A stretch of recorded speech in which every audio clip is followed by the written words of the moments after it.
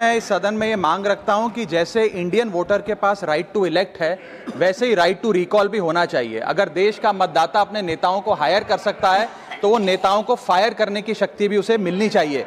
Sir, right to recall is a mechanism that empowers the voters to de elect a neta representative before the tenure ends if he fails to discharge his और her duty. Sir, हम MP MLA चुनते हैं, उसके बाद अगर वो काम ना करे, अपने वादे भूल जाए, जनता से दूर हो जाए, तो 5 साल तक इंतजार करने के अलावा जनता के पास कोई ताकत नहीं है। कोई इंटरिम प्रोविजन नहीं, कोई अकाउंटेबिलिटी नहीं, कोई परफॉर्मेंस रिव्यू नहीं, कोई करेक्टिव ऑप्शन नहीं। चुनाव से पहले नेता जनता के पीछे और चुनाव के बाद जनता नेता के पीछे। और सर, 5 साल is too long a period in this day and age. अगर एक गलत फैसला गलत नेता को चुनने का लिया तो लाखों लोगों का भविष्य अंधकार में जाता है और पूरा क्षेत्र पीछे जाता है। Sir, we can trust our voters to elect. हमें अपने मतदाता पे विश्वास करना चाहिए कि वो अपनी गलती बदल भी सके राइट टू रिकॉल की ताकत से। Sir, let me clarify that right to recall is not a weapon against politicians. It is an insurance policy for democracy. और भारत के संविधान में जब आप राष्ट्रपति को इंपीच कर सकते हैं टेन्योर के दौरान, उपराष्ट्रपति को हटाने का प्रावधान है, जजों को इंपीच करने के लिए प्रोसेस लेट डाउन है, यहां तक कि रूलिंग गवर्नमेंट के खिलाफ नो कॉन्फिडेंस मोशन लाकर आप सरकार बर्खास्त कर सकते हैं। तो एमपी एमएलए अगर आपका नॉन परफॉर्मिंग है तो उसको हटाने के लिए क्यों नहीं राइट टू रिकॉल मतदाता को देना चाहिए।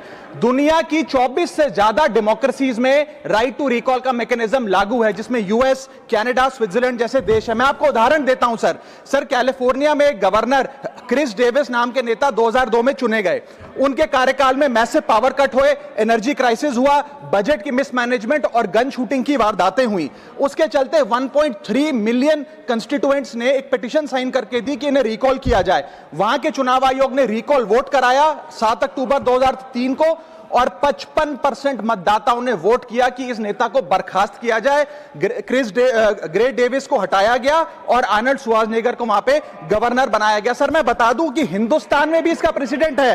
कर्नाटक, मध्य प्रदेश, महाराष्ट्र और राजस्थान में रिकॉल मैकेनिज्म ग्राम पंचायत के स्तर पे लागू है और ग्राम सभा के लोग मतदाता वोट करके उन्हें वापस बुला सकते हैं। सर, लेकिन इसका मिसयूज ना हो इसलिए हमें सेफगार्ड्स भी बनाने पड़ेंगे। एक थ्रेशोल्ड रखना चाहिए कि 35 से 40% मतदाता अगर साइन कर दे तभी राइट टू रिकॉल वोट करवाया जाए।